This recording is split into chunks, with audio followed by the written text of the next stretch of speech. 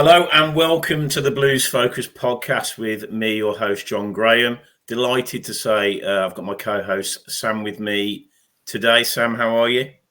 Oh, very well. Thanks, John. Yourself?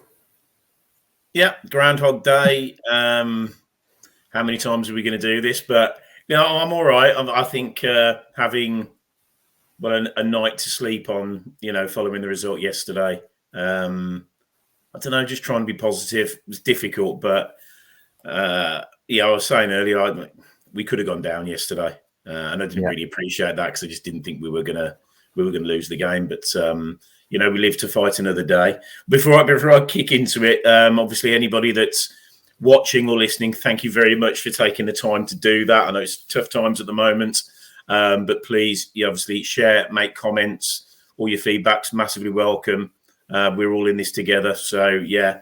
Air your grievances, give us your positive vibes, and all of the above. But I think as we let's sort of get involved now. So I just want to probably start off with, as we sort of tend to do, what are your thoughts when the team sheet was announced at 2:00 yesterday?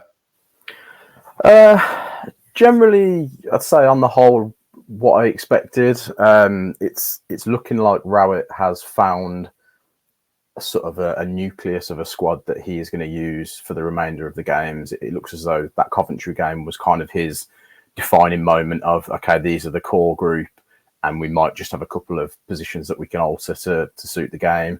I was a little bit surprised with the inclusion of Bacuna. I don't think when he came on against Rotherham, he really shone himself in much light. So that was a little bit of a strange one for me. I guess his thought behind it was just to try and find an extra player that could split the defence with a pass, break up the sort of the nasty way that Huddersfield play. But other than Bacuna, that I wasn't really surprised by the selection at all. Yeah, and I think look, I'm not going to criticise Rowett because I've been on record many times saying I like what he's about. I think he did a great job first time around, and under difficult circumstances, I think he's probably put it in okay, no more than that. But I think there is a theme. You're right. I think he has got a nucleus for players, but it certainly with the team he selected for Rotherham and a little bit against Huddersfield, it's sort of one eye on what they can do rather than focusing on what we're about and what we can do. Yeah. And I think when you're in that situation where you've got to go and win games against, let's be honest, two pretty poor teams, and I know our form away has been shocking all season, but nevertheless, Rowett's coming into this with a pretty sort of a clear head and a fresh pair of eyes. So you'd think that maybe try and pick a side that can do some damage going very much on the front foot rather than shoring it up. And obviously the selection of Burke against Rotherham was just you can just see it, can't you? It's like, okay, we need some big lads to defend corners and long balls. Get him in. He's a big lad, and against a side that's been poor all season, to sort of switch your game plan around what they may do, I think it's a little bit disappointing. And I think with Bacuna's selection, look, he had a fantastic game against Coventry. He was man of the match by a country mile for me. But that being said, we've got a lot of players in the squad that are good players on their day, and you just can't. You're never going to get any sort of consistency if just relying on. Hopefully, they're gonna sort of turn it around and do a job on the day. Yeah. So yeah, I wasn't that bothered about the inclusion. I thought, okay, well, if he does have a good game, then we're in good shape. And obviously, he's got a bit of form with Huddersfield and that sort of returning play. You never know. And given his mentality, he'd probably want to put one over on him. But yeah, I think it was probably. I like the fact that Bielik is sort of in that the centre of defence. I think that's pretty important. I think he's played great all season when he's played. But I think he's played great all season, full stop. But in that position, it just means that we can, I think, start from a pretty solid base. Yeah. So I think going into it, I don't know, was I confident? I don't know, confident as I could be. I certainly didn't have I I'd make loads of changes with the players he's got available. So I think all in all, it was probably not a million miles away from where it needed to be. But then obviously going into the game, I don't know whether you got a chance to watch it or you listen to it. What were your thoughts on that sort of? Because I think for Blues, when they start well, there tends to be quite a positive sort of vibe for the majority of the game. But what were your thoughts around that sort of first half performance? Well, if you think of what we did against Rotherham, in terms of after 2 minutes putting a ball across the face of goal, and in another game somebody could hit the target there. Tyler Roberts didn't, but that was showing a bit of intent for the first 5-10 minutes in Rotherham. I don't really think we saw any of that yesterday. I feel as though, like you said, he set up to probably not lose and to try and win, but he didn't set up just to try and win, if that makes sense. Yeah. I think he was looking at it to think, let's not concede early, because if we concede early, Huddersfield are just going to drop to a low block and we've got no chance because we haven't got enough players that at the minute have the confidence to break through teams. So we need to keep them in our sights. We need to try and find openings on the counter. And it worked a couple of times, maybe closer towards the end of the half. I think we were quite lucky to go in 1-0 up at half time, because I don't think on the balance of play we deserved to be. I'm not saying Huddersfield were much better than us, but I don't think anybody could have argued at a 0-0 at half time. So to be able to walk into the dressing room at half time 1-0, absolute bonus, and you think to yourself, this is a great opportunity now for us to, I'm not saying I want them to sit back and hold, but this is an opportunity now. We're in control. Huddersfield have to come at us, and that's going to create some space in behind that we thrive on, generally speaking. So I felt like we were in a perfect position then. And I don't know what happened at half time. I don't know if they were told how great they were and they just decided to sort of sit back and wait for something to happen. I mean, to switch off so early in the second half and just let them have a free man on, penalty spot, all he's got to do is hit the target. I don't know what must have happened. As I say, you'd think a bit of confidence going in at half time. Normally you see sort of galvanises a team that's under pressure, and they just completely capitulated within 60 seconds. And I've watched the goal back a couple of times, and in the past we've had players that we might not have liked, but we've had players that would put a shift in and would, if they give the ball away or if they're out of position, they will try their damnedest to get back. And I've watched it 3 or 4 times, and almost that entire midfield is nowhere to be seen when we concede that goal. All we've got is the 4 defenders. There's no holding midfielders sitting there. Sunjic is about 30 yards away from play. Paik gets there about 30 seconds later. It's really naive, in the situation we're in, to leave so much space from the sort of goal that we've conceded quite a lot as well. Getting to the byline, pinging it across, and somebody being available. It was really surprising, especially for a Rowett team to just fall apart so quickly. And then that was it. We just never really found a way to get back in. We had the Stansfield chance, which it was a great effort. And I think if he'd hit the target, the keeper saves it. So I don't think that was going to go in anyway. And that was about it. Nothing else really happened from our point of view. And if anything, I'd say we were lucky to draw the game, because Huddersfield had some really, really good opportunities and they didn't take them.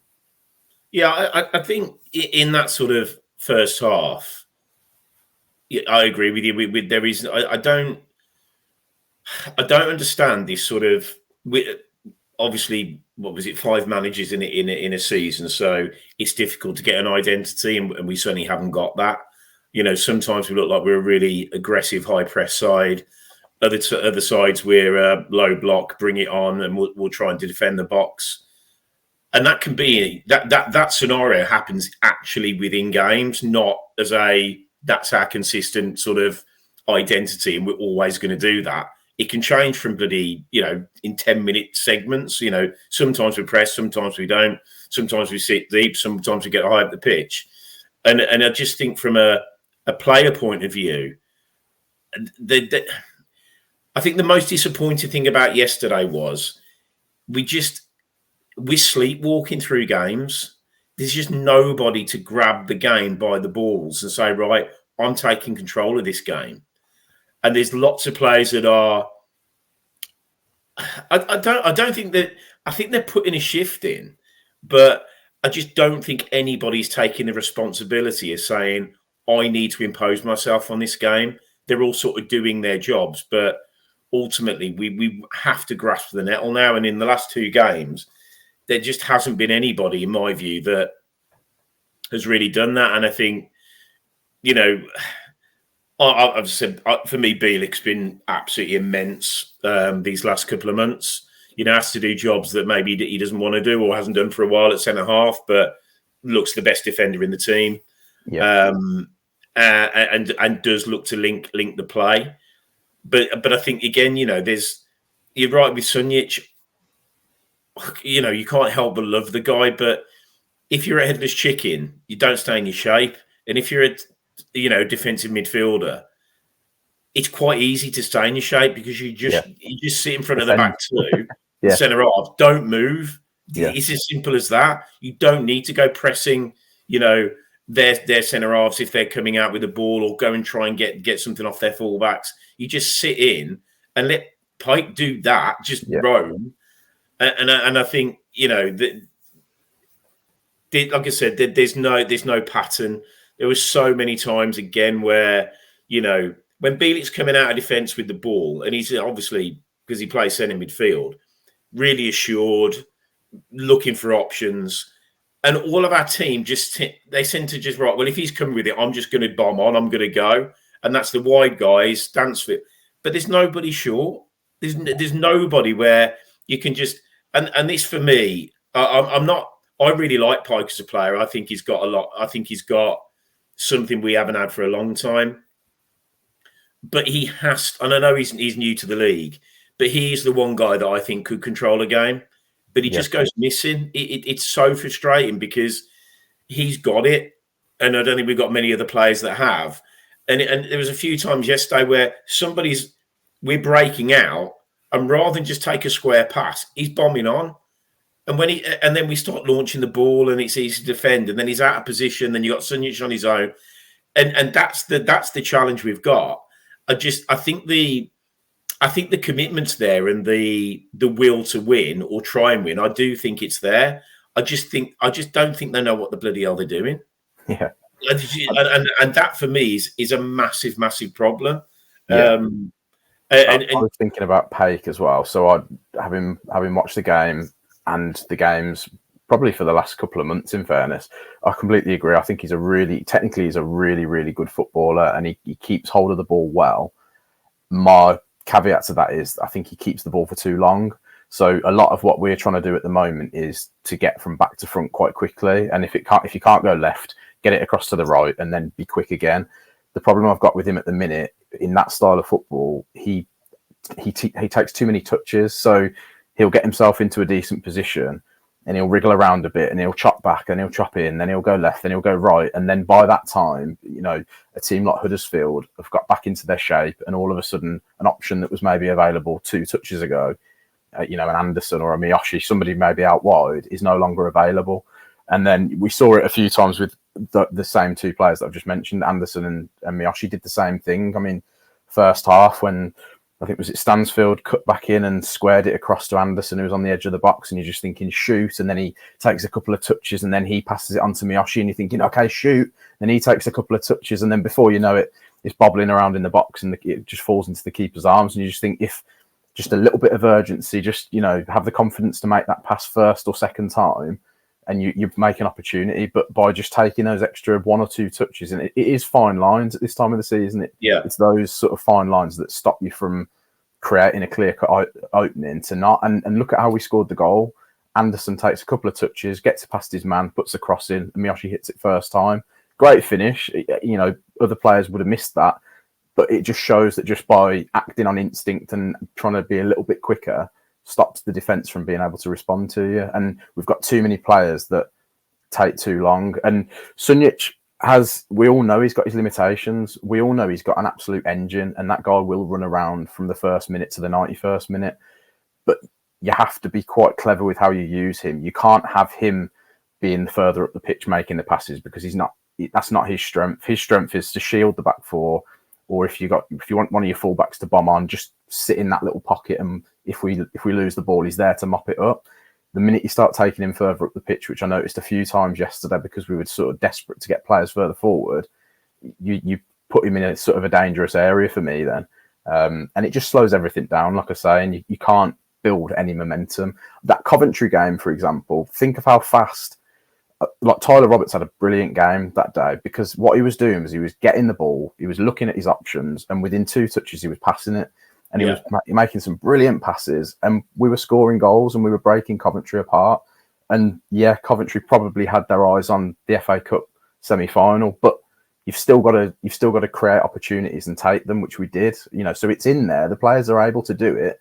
It's just that confidence that they don't seem to have. And I've mentioned it before, and I'll mention it again. It's every time it really matters. Every game that we've had that is a must-win, the old cliche, we lose. That's why I'm a little bit worried about, which we'll go on to, but about next weekend, because we have to win. And every time we've had that situation, we can't do it. And the Coventry game was a bit of a free hit, really. I think most Blues fans wouldn't have sort of gone into it saying, yeah, we're going to win this. Some might have hoped for it, but I don't think many would have had the confidence to go, yeah, 100% we're winning.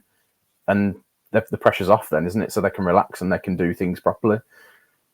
Yeah, I think with the only thing I would maybe push back a little bit on that is the Preston game and the Cov game. Both teams in very good form when we played them.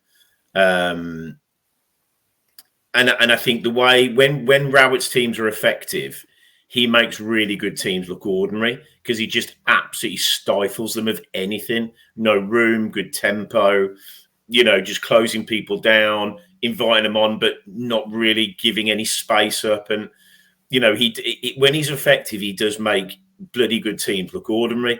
But I think on the flip side of that, when you're playing sides that are ordinary, it doesn't work because, inviting a Rotherham on or a Huddersfield on, it's not like they're going to be knocking it around the back and trying to get through the thirds. They're just going to shift it. And if you're not getting on the second ball, and yesterday we weren't really getting on the second ball, it's perfect for them because they get high up the pitch really quickly. They're in quite dangerous areas. And then we're relying on us to stay in our shape and do the job. And I think for the lion's share of the first half, it was a bit of a non-event of a game. They had a few decent chances. Wouldn't say, they could have got. I mean, maybe they could have nicked one, but any more than that, I think probably would have flattered them. And the same with us.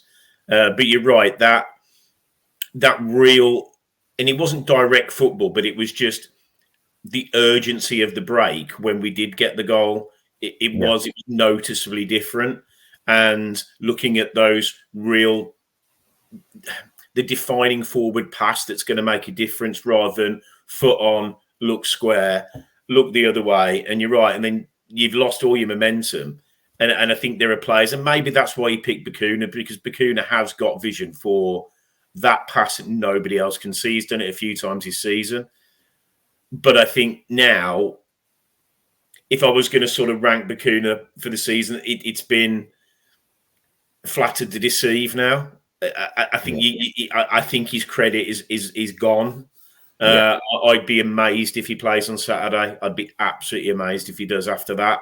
And again, I don't think it's because there's no malice in there. I think he's got a way of playing. He's always played the same way, and when it comes off, it looks amazing. And when it doesn't, obviously it's not so good. Yeah. And when you are where we are, those decisions, as you say, those fine lines, he's a liability. He's a liability, and you invite pressure on. And I think that he will. I think he will probably sit out, if not all the game, the majority of the game next week. Just maybe before we move on to, I guess, the second half, and obviously you mentioned the early goal. Just from who did you think did okay first half for us? Who maybe not so good? It's hard to say any, but like you just said, it was very much a non-event. I think it was 39 minutes on the clock, and I sat there and thought to myself, where's that gone? Like nothing stood out to me. But neither good nor bad. It was just a game of it was scrappy. Both teams were just sort of trying to get forward quickly, but not really succeeding. I mean, Bielik, like you said, Bielik's done well. He had a shaky spell in the middle, but they all did. He did not suit the Rooney system, as did a lot of them. It's not just that, but he fell out of favour. He maybe threw his toys at the pram a little bit and ended up sort of sitting in the background a little bit because it didn't suit him to play that way. But either side of that, he has been one of our better players, so he does stand out for me most of the time. Bad, I'm concerned about Laird, and equally, I'm concerned about how Drama is nowhere near the squad at the minute as well. I don't see what's happened there, because I think after 35, 40 minutes, Laird looked as if he'd been on the pitch for 2 hours. And I know he does a lot of running backward and forward, but I think we mentioned it on the last pod after the Leicester game. When he does run, he's not sprinting. He's just putting a little bit more in if he's going forward, or he's trying to get back. But I mean, again, looking at their goal, second half, he looked like he was really struggling to get back into shape. And he only just about got back into the box by the time the ball hits the back of the net. And I'm just a little bit worried about that, because it's a bit unfair on Drama, I think. Maybe there's more to it. Maybe it's something to do with his contract running out at the end of the season, or, maybe the club have made a decision on what they're going to do with him already and he's not happy, or maybe he's made a decision on his future and the club aren't happy. We won't know, and we probably will never know. But I think at the moment, I'm not saying it's all Laird's fault, but he stood out to me as a concern. And when I saw the 3 subs coming on and I saw Roberts coming on, I didn't quite know how it would work, but I just assumed Laird was coming off, because I watched him and he was absolutely blowing. And that he's a concern for me at the minute. And yeah, he does a lot of the arm swinging and getting the crowd going and all of that. And that's great a couple of times. It's lost its purpose after sort of the 10th, 11th, 12th time of doing it, because we'll get behind you if you keep putting effort in. But if you're just going to swing your arms around and you're absolutely knackered after 45 minutes, there's a problem there. And I do just think teams will see that and they'll highlight that as an area of weakness. I just don't understand it though, because I mean, he was brilliant first half of the season. I mean, a lot of them were good first half of the season, but I remember thinking that, end of the season, he could be signing of the season for us just by his quality and his physicality, his pace, his attitude. He's always smiling. I thought, this guy, this is exactly what we needed at this time. After we've just lost a good servant in Max Collin, who was always a 7 out of 10. I was worried about how we were going to replace him, and I was really sort of uplifted when we got him in the first half a dozen games. My only thing is that maybe it's just his fitness, injuries. Always got concerns that he's going to pull up. Perhaps maybe he is carrying a knock and he's trying to prolong his career by not damaging himself further. But he was the one out of all of them that sort of concerned me the most in that game. Yeah, I think the biggest issue he's got, and probably I think he's magnified more than any other player. He's come with quite a big reputation. Yeah, it was a coup when we signed him. And you're right, he hit the ground running those first few games. You're like, wow, this guy can play. And then obviously he was out for a while, and Drama came in. Drama, I said on the last pod, I think he was exceptional for us. Really solid defender. And I just think with Laird, his final ball is so poor. How many times yesterday? It's just, there just doesn't seem to be any. It's just no logic to it. You've got time. Yeah. It's not even the amount of times when the cutback is on, he just tries to play like a square ball, like just in front of the keeper, where there's a defender on the near post. And you're like, in what world is that? Even if dink it to the back stick, do something different. Keep doing the same thing. You're going to get the same result. And I'm just super disappointed with him. I've absolutely got you right on it. And now isn't the time to outplay us. But as I said, with somebody like him, you just expect more because he's got more. Yeah. And I think probably maybe 3 or 4 weeks ago when we did a pod, and one of the guys said, who do you think is the guy? And I said it's him. And the reason I said it's him because I've seen it. and he's capable of doing it. But I just, and the worry is how many of the players that are in that squad now have experienced this. Yeah. Because they've all gone, haven't they, pretty much? Mark Roberts is there and Sanderson might have experienced it a bit. But you look at all the other players in that squad, there aren't the Deans and the Pedersons and the ones that have just sort of, season in, season out, they sort of found a way to get out of it. Yeah. And I personally, and this isn't, being an aftertimer by any stretch, but I said to the boys when I was watching it yesterday, Drama has to play that last game. Yeah. Got to, because I don't, again, and it's not like we've got. I don't think our identity is fullbacks bombing on. I don't think that's how we're playing. No, not. I think if you look at the way Rowett used to play, first time around, the ball, when the ball got to fullback, it was just Caddy smashing it down the line into the channel, and that's fine. If that's the plan, I'm good with that because everybody knows what they're doing. Whereas if you've got, and we know we're weak at centre half, we have been. I think Bielik's been a revelation, but Sanderson is. I've done it. If we can stay up, he just needs a summer where he gets his head together for me. Yeah, 100%. But when Laird bombs on, it's that pocket behind, and you're exposing players that are haven't been confident all season. So for me, I wouldn't mind seeing a solid 4, and then in front, and then do something different. Then Dembele's got to be in the argument. Miyoshi's got to be in the argument. I'm with you, Tyler Roberts. Who knew? But the one game was the player that we signed. Yeah. We need him back. Where's he been? I thought Anderson was okay yesterday. Yeah. So I just don't. I think for me, this sort of Buchanan, I've seen him have better games than he had yesterday. Mm-hmm. I wouldn't out him, but I don't think he was great. But we don't. For me, we're not a bombing on fullback team. So if we're not that, play one that can defend. Yeah. And maybe there's more to it with Drama, but you know, I mean, there must be for him to not even be in the squad because maybe it's an injury, but normally, somebody like that, they'd get mentioned in the pre or post game conferences. It's as if they've removed him from the squad and at all costs not mentioned him. It's as if he's just been completely a bit like Longello. Nobody ever talks about Longello. Nobody ever sort of acknowledges him. He's just there, isn't he? He's just somewhere, probably at West Hills with the 21s.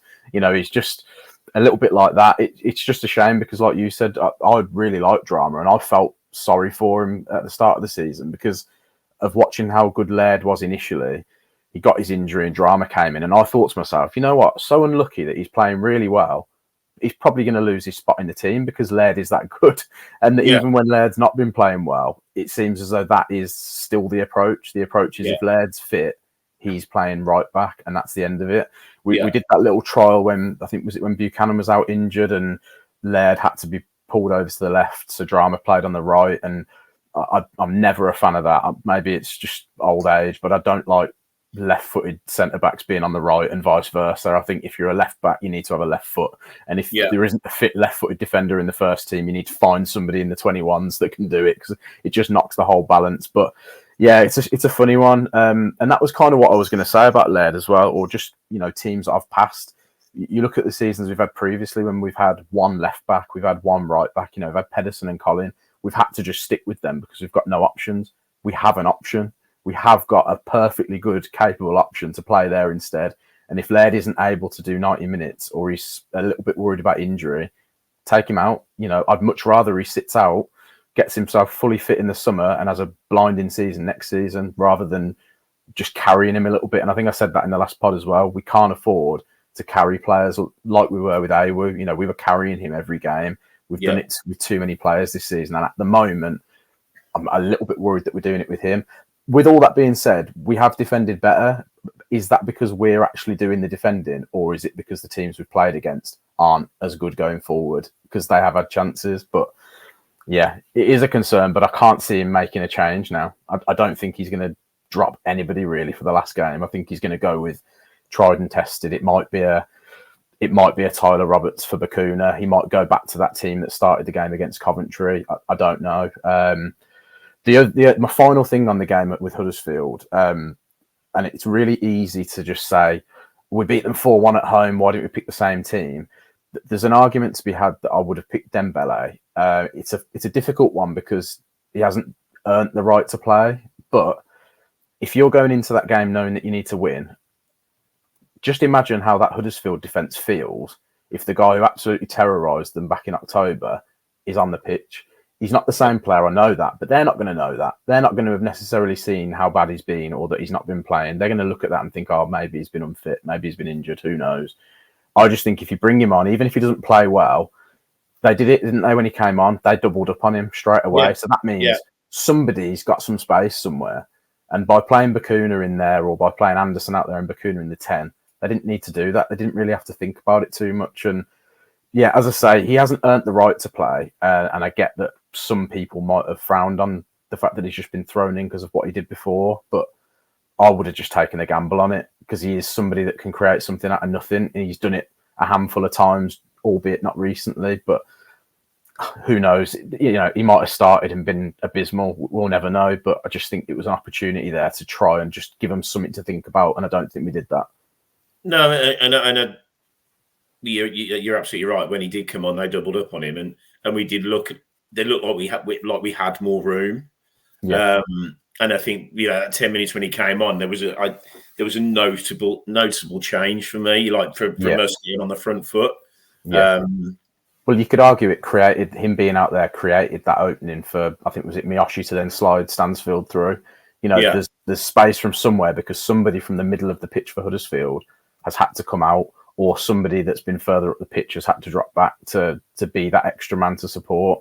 But as I say, we'll never know. We'll never know if it would have had the impact that we'd like it to. But I just think if they were going to make a change, well, they had to because Burke's injured. Then that possibly would have been the person I'd have looked at just for the fact that he could have caused them more damage. But never mind. Yeah, and I mean, as you said, obviously the equaliser went in. What was it, 90 seconds? And you're like, anybody that's played football at any sort of a level, given the context of the game, well, you're right. I'd agree with you. 1-0 flattered us at half time. I don't think we deserve to be going in behind. I think, it was a draw and regroup and try and do something different. But to have that bonus, and look, if it was 1-0, they're down. They're down and they're at home. Yeah. So I'm yet to have watched a game, played in a game, managed a game where the manager's not absolutely decorating them and saying, 10, you own it. You got to get back in the game. And we just, like, again, it's this. My worry is, I think there's players out there that just don't get it. They don't. They don't get where we're at. Yeah. Like I said, it's sleepwalking into a scenario where, 85 minutes on the clock against Norwich and it's 1-1. That is not the time to wake up and smell the coffee. Do you know what I mean? Yeah. So I just, and again, there are people in that side that are a little bit, there's just not enough urgency for me. Mm-hmm. And maybe it's demeanour and not everybody's the same, but I'd put Laird in that 100%. I'd probably put Buchanan in it a little bit. Yeah. Pike, as I said, it's probably a bit harsh because he's new to the league. And it's the same. I mean, you look at those three players. Why is that disappointing? Because we all know how bloody good they are. Yeah. If with the Sunjic, you shrug of the shoulders and it's like, he's just a workhorse. If we're putting all of our hopes, we're putting our hopes and dreams on Sunjic, we all need to have a bloody strong look at each other because he's never going to be able to do that. He's never done it. But what he does do is when he is on form, he's a valuable member of the team just because of the stuff that he does. Yeah. So do you think there was an argument for maybe a terrible start to the second half? 55 minutes, 60 minutes in to make a change. Then, in the context of we weren't great first half, sort of got away with it. We've conceded. There's would you have made changes at that point, or Yeah, so I think if memory serves me right, was it about the hour mark where he swapped Dembele for Bakuna? I think it might have been. It was roughly about that time. But what I was saying while sort of watching it and sort of listening to it as it was happening, we were having a lot of. I mentioned it before. We were taking too much time on the edge of the box and things like that. And again, you can talk about recent form and the impact that certain players have had on games, but Jordan James this season has scored goals from nothing, edge of the box, 20 yards out. He finds the bottom corner. He's done it 3 or 4 times, and most of the time they've been important goals. They've been goals that have got us back into games or goals that have won us games. We were stuck in a situation where a lot of what we were doing was on the edge of the box, and when Dembele came on, like I said, I had a feeling that they were going to have to double up on him because of how much damage he caused them. And he really did absolutely terrorise them in that first game. That I think it's one of the most dominant performances from one player I've seen. So they were going to have to double up on him. Like I keep saying, that creates a space somewhere. And I think for me, you bring a Jordan James on into that scenario, all he needs is 3 or 4 yards space, and he'll hit a shot. And maybe that would have been the thing that sort of took us to 2-1. Maybe if Stansfield gets a bit of luck and that one goes in, then you've got more room to sort of push on. But it would have been tough to change too many players because, like we've said, we weren't great, but we weren't terrible at the same time, and Huddersfield weren't really causing us any problems until they scored, obviously. But yeah, that would have possibly been the only thing I'd have done differently. It's also really easy to look at Duke being on the bench and think, well, we need to change the game, we need to score, get him on. That guy, he's not fit enough. We all know that. We saw the pictures on social media from the other day. Tape from shin to thigh. He's just completely covered in the stuff. And I just think he was there as if we're losing with 10, 15 minutes to go or we're not winning, bring him on and hope for the best. Yeah. And then when you start looking at the other players on the bench, I don't really know what else you can do to change it. That's the problem that we've had all season. There's no game changers in there. Yeah, you could bring George Hall on, but he's suffered with injuries, and the odd few moments that he has played this season, he's looked way off the pace, which isn't his fault because he's missed the majority of the season. It is what it is. But I can't think who else is even on the bench. Gary Gardner, again, you might bring him on if you're 2-1 up and you just need somebody in the middle that's just going to clatter somebody to stop them conceding. That's maybe a time for him. And then Mark Roberts, yeah, I kind of understand the idea behind that. Get a few set pieces, get into the box. Pritchard, I'm still undecided on. I don't know if it's a fitness thing. I don't know if it's the fact that he came in for Mowbray and then a couple of weeks later Mowbray's not there anymore and his world's turned upside down. I don't know, but I sort of described him the other day as the Huddersfield Pritchard, the one that was signed for a lot of money and just never delivered. The Sunderland Pritchard is in there somewhere, but we haven't seen it yet. Yeah. So I just think, other than maybe, like I say, Dembele, I think was the right decision for Bakuna because Bakuna wasn't having the impact Dembele could have done, but it would have been Jordan James for me just because of the fact he gets goals.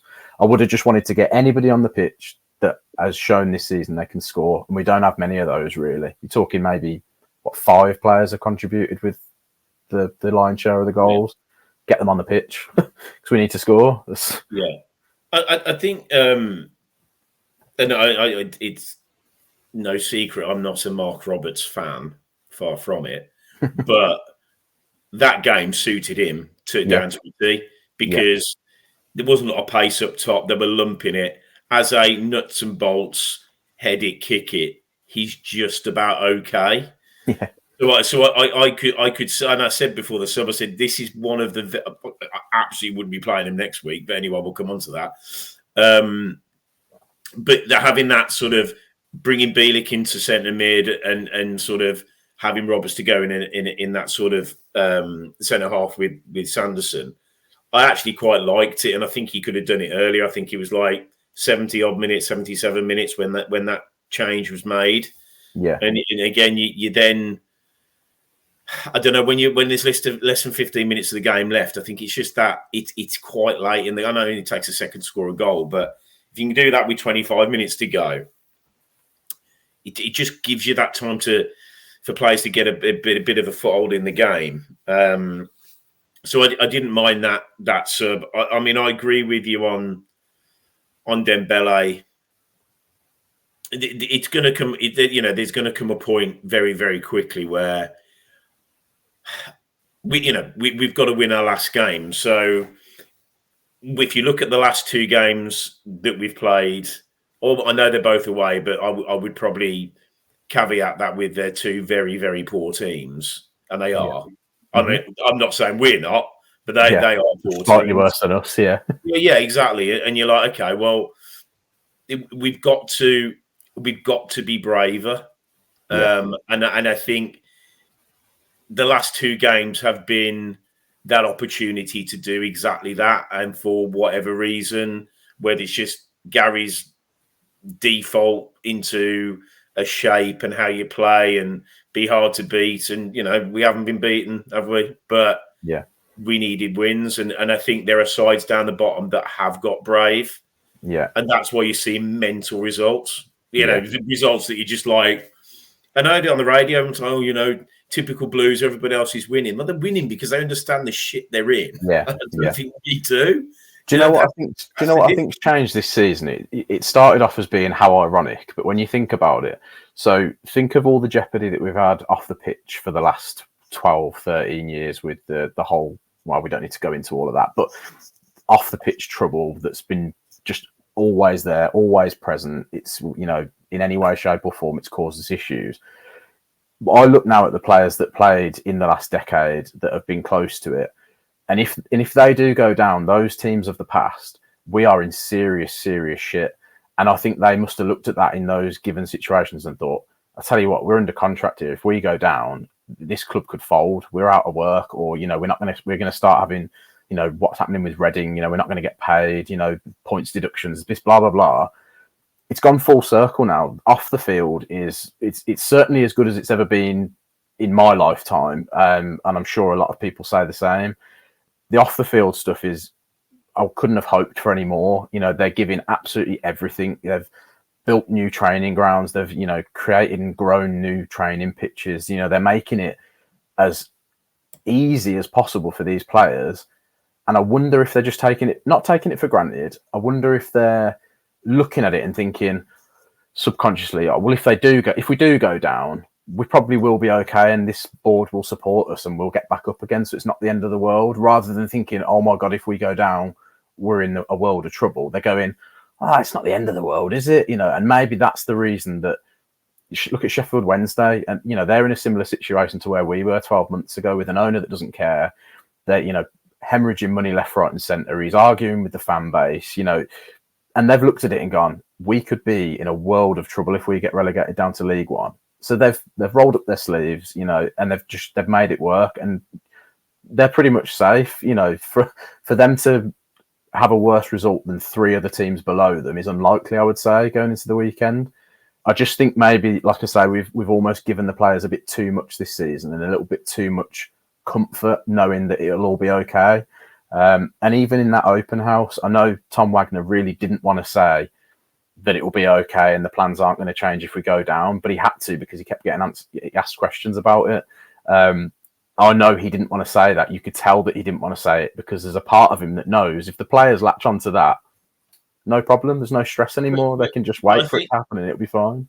I think it's a really good point, because, I'll put my hands up and say, and I've said it today to people, if we're in this predicament under the old ownership, we're in a horrible place, because that's administration. It could be another relegation. You don't come back up from that, do you? No, you don't. But it's forever. You're looking 10 lost years, and I know that everyone's saying the last 10 have been pretty poor, but we've been in the Championship. There've been a few okay seasons, but under the old regime, Portsmouth.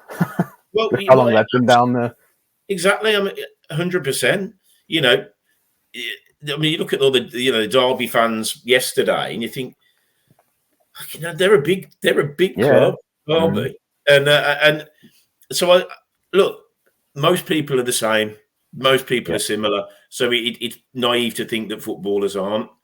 And whether it's about their future or whatever, I just think with this new ownership there is this oh, it's okay because even if we do go down, we'll come back up again, Exactly. and we're not going to fold. And I'm guilty of thinking that. Yeah, I'll be honest with 100%. you, I am guilty of Yeah, thinking that. It's one of those. Of course, I don't want us to go down. That's the last thing I want. But I'm not sort of.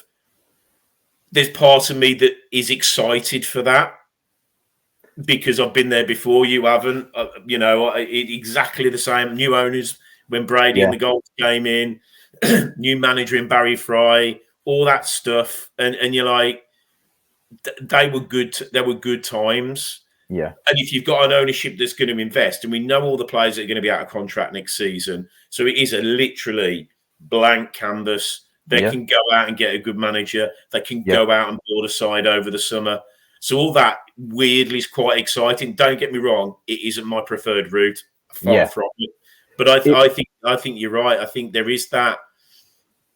It's not absolute devastation, whereas it would have been. I mean, I don't even know what it would have looked like if we'd have gone down under the old lot. I mean, I think these owners are so ambitious that the only thing that will change is it will just take them a couple of years longer to do what they're hoping to achieve. So instead of being in the Premier League by 2027, let's say, as just a random number on it, they might look at this now and think, okay, we're in League One. It's no guarantee that you're going to come up straight away. But if we can put a squad together on a couple of year contracts that within 2 years gets us back up, then maybe we need to be looking at 2029 for the Premier League. That's our new aim. It's not going to change anything else. He said as much as the stadium's still going to get built. All of the infrastructure around is still going to get built. This whole sports quarter is still going to get built. It's all in place. It's ready to go. It's just now a waiting game. That's not going to change. They're not going to stop that because we're now in League One. They're just going to start again.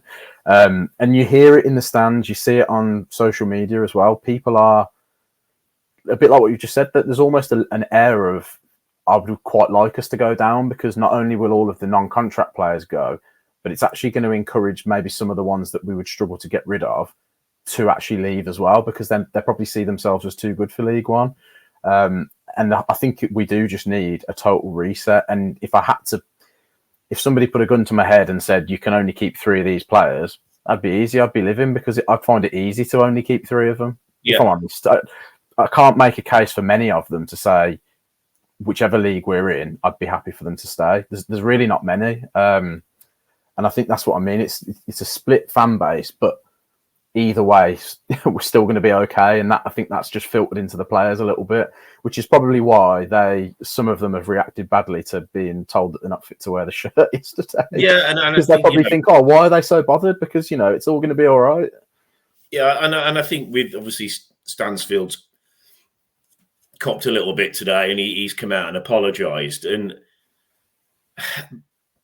But I get it. I get the whole the angst from the fans. I'm one of them, shouting myself hoarse yesterday. A lot of choice words being said about certain players that I wouldn't certainly air on a pod, but because it's very emotional, it's in the moment, and your head goes. And Stansfield, he's human, but I mean, Christ Almighty, where would we be? Where would we be without his goals? Exactly. He's obviously taking it personally, and he is feeling it. Because he's ambitious. I think he's really enjoyed his time at the club. And, if we do stay up, then we should be signing players like that. Yeah. We should be. If you've got that level of ambition where he's a genuine 20 goals a season striker in the Championship from next season, in my view, he ain't far off that now. Yeah. When was the last time we had that?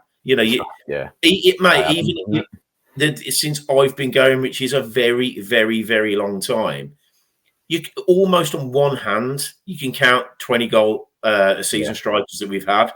But then you look at other clubs, the people we don't want to mention down the road, the amount of strikers they've had over the years that have just banged in tons of goals. Wolves have always had a good striker. Albion have always had a good striker. We've just never had that player. And, I actually like the fact that he's got annoyed and he's had a bit back because he's feeling it. He's hurting. Somebody mentioned it. I think I saw it on social media. Made what I felt quite a valid point, and it shows a little bit of character. And I don't know what the right or wrong thing to do in this scenario is, but they pointed out that Stansfield showed a reaction because he cares, and he was upset that the fans were upset with the players. And you want that. You want them to hear that and think, bloody hell, I don't like this. We need to sort it out. And like you say, he's reacted. What is he, 20, 21? He's still a young lad. He's relatively new. He's not played that much first-team football. And as much as we would love to, it's impossible to boo the team but also sort of show support to one of them, because if you could do that, we would do, because we did it against Cardiff. I don't make a habit of this because I do like to think I support the team, but I was happy to stay behind and wait for the players to come over at the end of the game to tell them what I thought about them after that Cardiff game. And I wouldn't normally do that. But what was good is that when Stansfield came over, that completely stopped and the claps started again. So it's, there's ways of doing it. And I understand why he was frustrated. My argument behind it, though, is that if you do want to succeed and you want to be a Premier League striker, you need to thicken up a little bit. You need to have a thicker skin. You need to be prepared to accept criticism when things aren't going well. For the team, it's not an individual game. It's a team game. So if it's not going well, be prepared for criticism, because it only gets worse the higher up the pyramid you get. But I'm exactly the same as you. I had my doubts a month or two ago because he just wasn't getting the service and he was snatching at chances a little bit. But like you said, if you put him through one-on-one, there's not many times this season that I thought he's going to miss, and we haven't had that for a long time. You've got somebody like Scott Hogan, when he goes through one-on-one, he's going to miss. Yeah. So you don't get excited when Stansfield gets through. You are excited. So I would, if it doesn't cost your entire budget and you stay in the Championship and you can afford to get him and he wants to stay 100%, and you try and find a way to get the best out of him. In terms of the rest of them, though, like I say, I could count on my two thumbs who I'd want to keep. So yeah, no, and Ruddy's getting a bit. He's not getting any younger. Sanderson, I think, has been poor. Yeah, we've talked about the fullbacks. I think there's an element of it's still really raw at the moment, and I think I'm with you. Based on yesterday, it's like, well, there's not a lot there that if you can't get up for that game, and it's not, maybe that's wrong. It's not they weren't up for it. As I said, nobody's taking it by the balls. How many times, you look at and I'm not talking about Man City. There are sides in our league that we've played against where they've got a player that's like, right, I'm getting on the front foot and I'm doing it. I mean, it's like that. What's the lad's name who the Villa supporter who plays for Cov, who came? He's been injured. He's a guy that just makes things happen. He just does. He did it in the semi-final. He only come on for 10 minutes against us, but he was everywhere. And we nullified him, but we've got to find somebody. I'm not talking about Saturday, but it's that identity. And that's what I'm saying. If you sign Stansfield, brilliant. You know what you're going to get there. And then in the middle of the park, what player do we want? What team are we going to be? Yeah. And we need to know that, and the players need to know that, because you can then... And the reason Rowett was successful, well, relative to recent years, and Monk was relatively successful relative to recent years, they knew what they were doing. Yeah. The players knew what they were doing. And it's not, I've said it so many times, it's not rocket science, but... Yeah. And they also built teams with grafters as well. And like you say, it's not that the players aren't trying. They've got every player's got their own set of qualities. I get that. And I don't think that it's that they're not trying or that they've just given up. I don't genuinely, hand on heart, think that. I think it's just that we've got a team of players that don't really have much bottle. I think it was the Coventry game when, brilliant. We were playing really well and we were winning. And there was an incident where I think Stansfield was trying to win a corner. It went out for a goal kick, and I think he jumped, and the Coventry player literally shoved him, and he went flying over the hoardings. And you're crying out, in my eyes, you're crying out for 3 or 4 of your teammates to go running and screaming over at that player. And nobody did. Nobody said anything. Your striker who's scoring your goals, if we stay up, a large portion of that is because of what he's come in and done. And he's getting launched over the advertising boards, and nobody's there defending him. And I don't think it's because they don't support him. I don't think that. It's just that we've got nobody with a bit of oomph about them. We've got nobody that's willing to actually fight for their teammates in a sense of being physical, as in showing that they're there for them. I'm sure they all support each other in the dressing room and they all high five each other and, do secret handshakes and all that. I'm sure they're brilliant, but just on the pitch, you need to see a bit more character and a bit more fight. And I think that if there is an overriding reason as to why we end up going down, if we do, I think that's a big part of it. Yeah, and I think that's probably a decent segue to have a think now about. It'll all be done and dusted this time next week. So just looking ahead to the game against Norwich on Saturday. Let's do it two ways. So, what team do you think he's going to pick, and what team would you pick? I think he's probably, this part I don't know. My head's gone still, because there's part of me that's like, you've got to go for it. You have to go for it. But again, we know what he can do by shutting up shop for 45 minutes, protect something, try and nick something, keep it all square, and then go. I don't know. What would you think? What do you reckon he will do? And then what would you do? So I think he's going to get the team as close to, if not mirror image of the starting 11 against Coventry. I think that's the back four is sort of speaking for itself, isn't it, at the minute? Ruddy's going to play in goal. We all know that. It will be the same back four that it's been, like I said, in the last three. I think it's at least the last three, maybe 4 games that Rowett's picked the same back four, and I think that will remain the same. And you couldn't really make an argument, I don't think, for anybody else to come in at the moment. Maybe Roberts if you're really desperate, but I still don't think he's enough to get in ahead of what's there. And then what does that leave us? That leaves us Paik in the middle with Sunjic, Miyoshi, Tyler Roberts, Anderson and Stansfield, I think, was the team against Coventry, wasn't it? So I can see that being the team that he'll pick. Tyler Roberts is a funny one. I noticed it earlier on in the season that when he starts, he gets better. When you start bringing him on as a sub, he gets worse.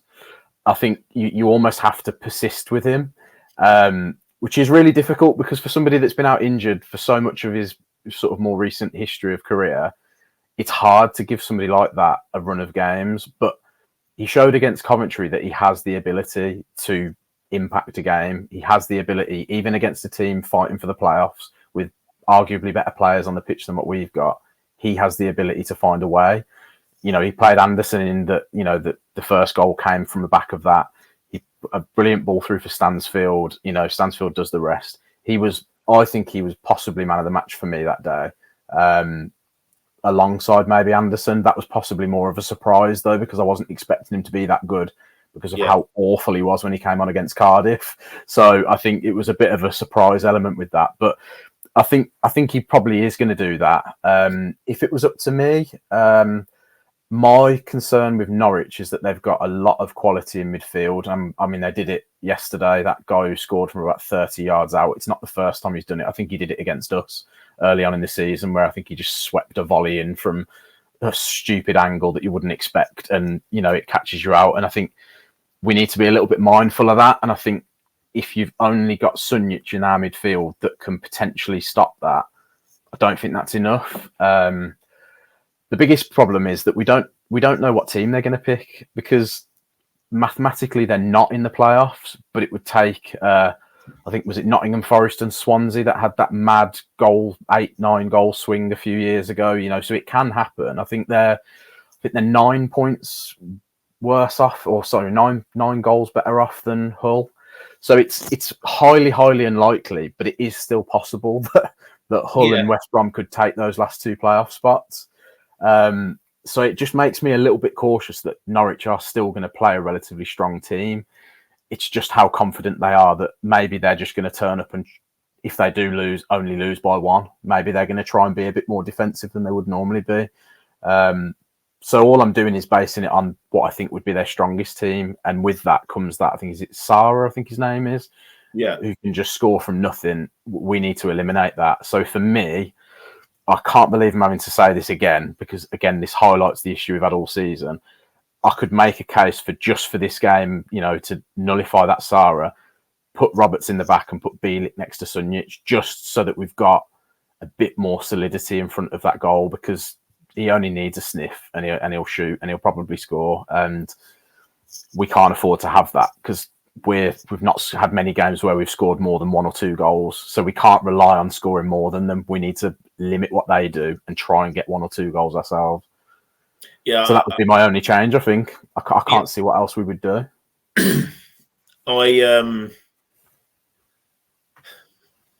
God. It's awful, isn't it? We're having to. You'd even say, "What about Duke?" This is what I mean. I think I said this in the last pod. That this is our problem: is that at the start of the season we would have been happy to not see some of these players again. Not so much Duke because of a sentimental value, because everybody loves Duke. I'm not saying I'd want to cart him off, but if somebody said, "Oh, we've sold him for 500 grand at the start of the season," I don't think there's going to be too many upset Blues fans because you just think he's done his best. He's not really a goal scorer anymore.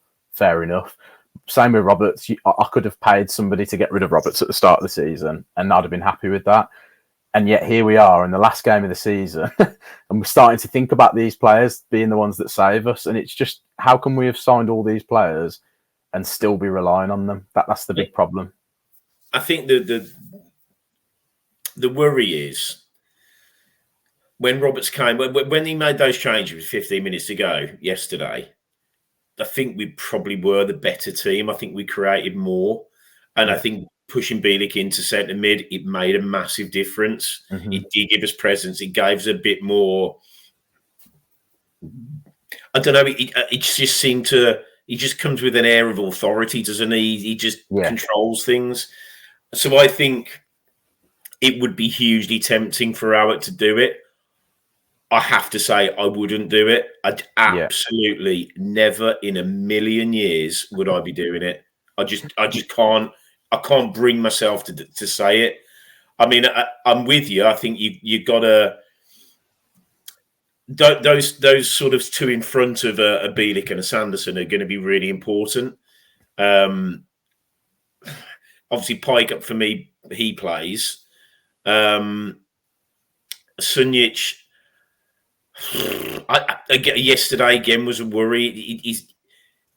He's got all the enthusiasm, but it just doesn't hold a shape. Does JJ come in? Maybe. But I have to say, I've got a horrible feeling that Roberts is going to play centre half, and there will. Look, I hope he bloody man of the match, 3 assists from throw-ins. Also winner. I'm hoping that is the case. But I said it weeks ago. You play an Awu, you play a Roberts, and I'm telling you, it will bite you in the arse. And Norwich, they're no mugs. They're where they are for a reason. Yeah. And I just think that would be signing your own death warrant. Yeah. And look, if it's 0-0 with half an hour to go, and we've got to chase the game down, look, fine. But I think as an answer to from the outset, absolutely not for me. But then I think if we were inundated with options, I can't put my finger on which game it was when, because I think Awu was still in the team against Preston, wasn't he? I think Bielik came back and played in the middle. And the one thing I noticed that made a huge difference to the way we played in that game was that Bielik won almost every second ball. We might not win the first one. We haven't got a strong, a dominant in the air team anymore. We've sort of managed to get rid of those players throughout the season, i.e. Kevin Long, who would absolutely save our bacon right now. We've lost the ability when the ball gets played up in the air to win those headers. So what's really, really important is that we're there to try and win the second one. And I noticed in that Preston game that Bielik did that a lot. And that's, if you had 2 Bieliks, brilliant, because you could play one of them at centre-back and one of them in front of him. Yeah. We don't have that. So it is just a case of then, the way I think that we're going to, and I guess it's a contradiction because I'm thinking of a way that we can stop Norwich rather than thinking of a way that we can beat them. And I think that's been the problem, isn't it? Because we've been so poor in a lot of these games, we're having to try and think about how we can stop them scoring, and then just hopefully we've got enough in the tank to score one past them. So it is a bit of a contradiction. I'm aware of that, but it's because it's just so difficult. There isn't like a straightforward 11 that you can pick. There isn't a solution where every side of the pitch or every area of the pitch is completely covered. There's going to be a weakness somewhere. I mean, I think if you're putting a Bielik in the centre mid, I'll drop Buchanan into centre half. And I know you're in then into playing a Laird left back and Drama right back. But for me, I'd even entertain. And this is, we think I'm starting to get some delusional or what. I'd even look at an Awer in front. Yeah. Yeah. Get him out of the danger zone. Yeah. Just get him to sit in front of the back two. Have Pike doing what he's doing, and just have him as that. It's not a bad show. Because he won't go anywhere. Just stand there, presence, break it down, shovel it 5 yards. Don't do anything else. Yeah, I think you get that discipline because he's a centre half. Yeah, I'd maybe look. I wouldn't put him anywhere near your like one-on-one last man centre half. I would absolutely not. But when you're that shield, you're a shield because you've got something behind you. And I think that if he tries to do something cute, it's not that bad if he's doing it where you've still got, that sort of, you're not in that situation where someone's going to be bearing down one-on-one. So I could see that. I don't know whether he'd do it, but I could see it. But then for me, it's as we said before, if we're going to say fullback sticking to your shape, can we have with Dembele come into the picture? I think Rowett likes Anderson. Yeah, I do. I just don't think Dembele is going to. Again, but you're going back to the point of, do we go absolutely balls at your mum's handbag and say, right, Miyoshi, Dembele, Stansfield, and you just go full tilt and just know you've got a pretty solid four, a solid two in front of the four, and the rest of the players, you just say, right, just crack on and do it. Just go and do it. I'll be honest at this point, my knowledge of the Norwich defence is minimal, but I seem to remember at the start of the season they went through a phase of signing a lot of the sort of, if you're putting it politely, experienced defenders. I think have they brought like a Shane Duffy in and those sorts of players that are probably getting towards the end of their career, but they've achieved a lot and they've been successful for the relative clubs and whatnot. What comes with that, though, is a lack of pace, a lack of mobility. And like you say, maybe that could be an opportunity for a Dembele, players like Miyoshi, maybe see if you can get Paik a bit further up the pitch. Or if Roberts has another good game, there's opportunities there with Stansfield in behind that you could run them ragged, I think. As I say, I'm not sure. And I think, again, I'd have to look at the stats properly to see, but I'm sure they've also had a lot of games where they've conceded a lot and scored a lot. So that tells me that they haven't got the strongest of defences. But that's certainly something to consider. I think with Anderson, I think Rowett's mentioned it quite a few times, hasn't he? Where we seem to have either players that are technically very good, or we've got players who are solid. We don't have anybody that's very good at doing both. I think what you get with Anderson, you do get a little bit of both. It's kind of a jack of all trades, master of none. I think that he's half decent, with the ball going forward. His final decisions are sometimes a bit iffy, but he did well yesterday. He did well against Coventry. So he's got the ability. And again, in the Coventry game, he had a moment or two where I think he gave the ball away in the left wing position. He tracked all the way back to almost being a right back, won the ball back, and then got fouled. And it's those sorts of things that if you were to pick a Dembele, a Bakuna, even a Jordan James, that players that have played in that same role, I don't think you get that same desire to get back and correct your mistake. Maybe it's just physical limitations with those players. It might just be that they just can't do it, so there's no point trying. At least with him, he showed a little bit of physicality, and I think that's possibly why Rowett is sticking with him, because he's so desperate for those types of players, and we don't have many of them. Yeah, but I also think, where was he at the start of the season? He was a trialist. He was out of contract. He didn't have a club. Yeah. And we go back to the point of what does it mean to you? Yeah. It means everything to him. Yeah. He's playing for another contract. And I said, watching the game yesterday, if we stay up, I'd bloody give him one. I'd give him another year, because he showed. I know he's been iffy, but for me, he feels like he's got the right mentality for it. Yeah. Feels like a bit of a Blues player from years back, sides that I watched many years ago. Just, it's no nonsense. He's a lump, but he'll give you everything he's got, because he ain't going to win the Ballon d'Or, but it's we're into that. Mindful that the thing is, Sam, we can probably talk about this until the game starts. So in the crowd still, I'll just take my laptop with me. So I mean, we said before the start, Norwich have got a terrible away record, which is good. And I think, if we win the game, do you think it's going to be, if you were going to put a pound on it now, if we can beat them, do you think we'll stay up? Yeah, I think if we win, we stay up. Obviously, we have to win. A draw isn't enough mathematically. We just can't do it unless Plymouth. I think they've got to concede about 10 goals or something, and that's not going to happen. So we have to win, and we can win. And if we do get those 3 points, I just can't see, because I think if memory serves me right, if we win, Blackburn, Plymouth, and Sheffield Wednesday all have to at least get a point, don't they? Yeah. Because our goal difference is better than all three of them. So it's not better. It's not better than Plymouth, but if Plymouth draw, they're still a point behind us, aren't they? And we win, we've got more points than them. Yeah. So, and as we've said, oh God, I feel. Look, we stay up. I really don't care, but you got to feel for Eustace. I mean, what a monumental kick in the nuts it'll be if they lose to Leicester and we win and they go down. I mean, wow. I know. I bet he wish he'd never ever set foot in the place. But if he is a Villa fan, then calm as a bitch and all that. No, I'm out of order. I don't think that. Those are my very sad. Yeah, he let us win in his first game as the Blackburn manager, just to give us a little bit of false hope that he's going to be there for us and help us to survive. And then on the last day, he's going to stick the knife in, twist it right. These Blackburn are going to win 5-0. We're not even going to be in consideration. But no.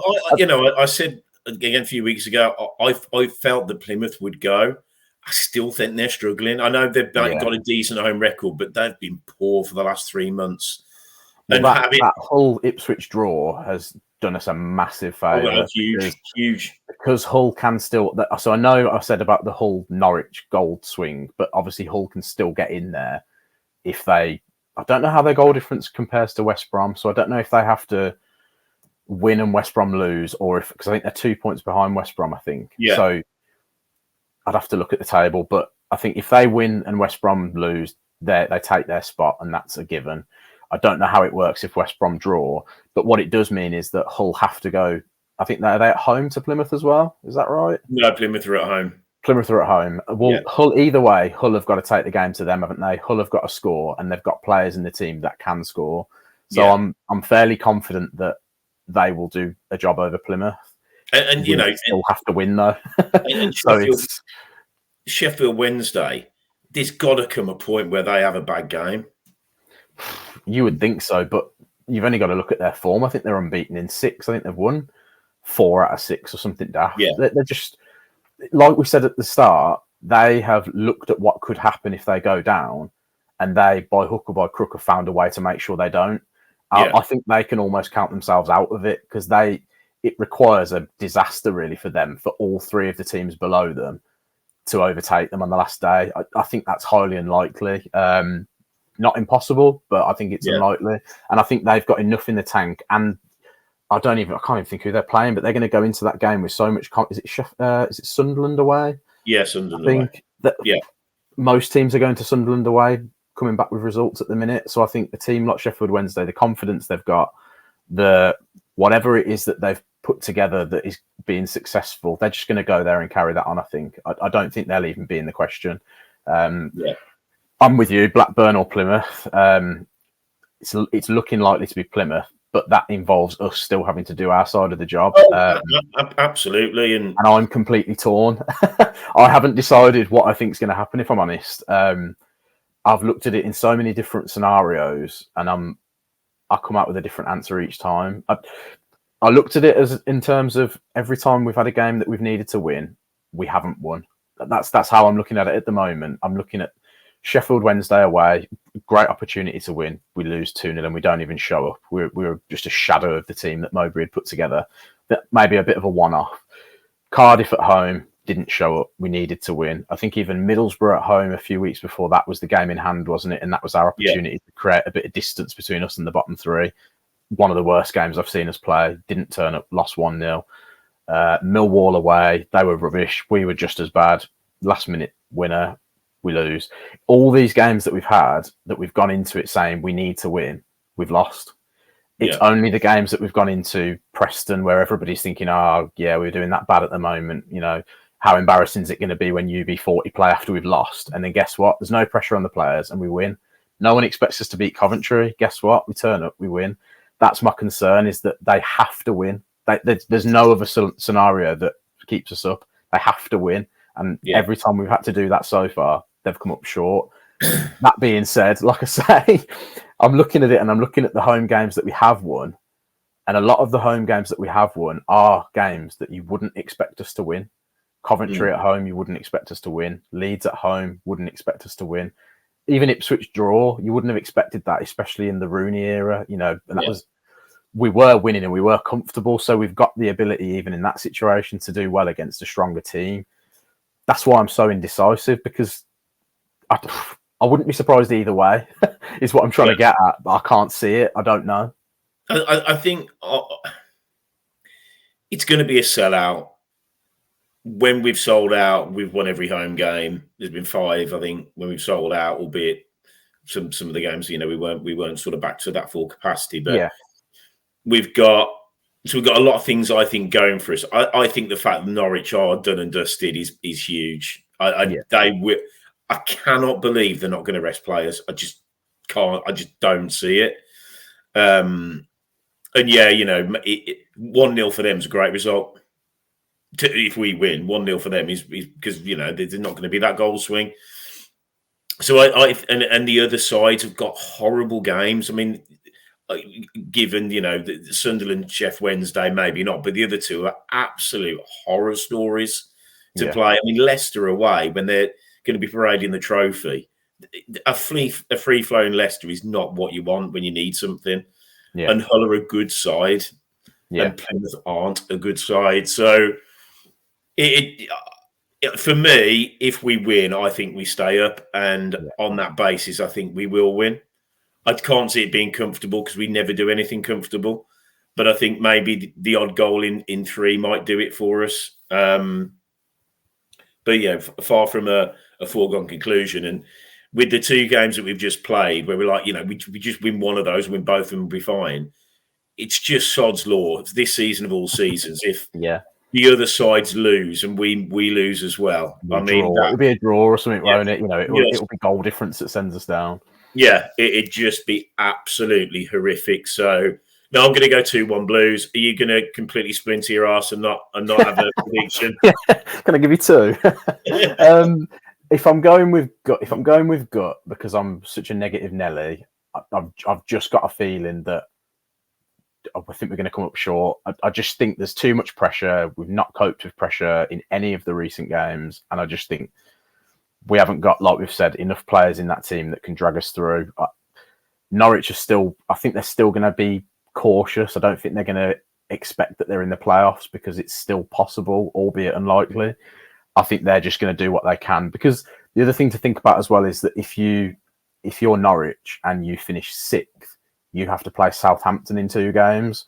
Whereas if you don't, you might have a Leeds who have been a bit inconsistent, or is it? Oh no, I think it's Leeds actually. Sorry, Leeds are 3rd. So if you finish 6th, you either get Leeds or Ipswich. I'm not saying that now. I'm saying it. You know what? Nonsense. Wouldn't want to play either of them, so it don't really matter, does it? Southampton or Leeds, you don't want either of them in 2 games, do you? Yeah, those 2 teams that are going to miss out on the automatics, they're you won't want to play either of them. No. So yeah, I think it's as I said, I think they'll be happy with a 1-0 loss, and every player sort of you know, injury free. Yeah. So before we wrap it up, I mean, I think a lot hinges for me on, I mean, every player. I think Pike could come up with a goal. I think he's been dead ball. It could be a wonder strike. It's just it's typical Blues to do something in that sort of, when you least expect it, somebody pops up and slams one in from 30. if he starts, which I think he will, I think he's going to be a really, really strong presence in that game. I think he's got close to dominating games. I just hope this is the one that he does. So he'd be my one to watch. Have you got one that you would probably highlight that would be up for it and put in the performance that we need? I think Stansfield, it seems like an easy one to say, but I just think even when the pressure's been on and the stakes have been high, as a team we've not performed, but he still puts 100% in, and given the opportunity, will score. So I think he will be, if we are successful, I think he will be the reason why. I think it's going to finish 2-2. That's what my pessimistic head is saying. However, caveat, if we do end up winning, wouldn't it just be written in the stars that it's a Lukas Djukovic header, that he retires afterwards and wins the game 3-2 for us? That's imagine, that would just be, if you could describe a season in one go, take over, new stadium, Djukovic sending us into the championship with a last minute winner and getting one of the new stands named after him, Sir Lukas Djukovic. It's happening.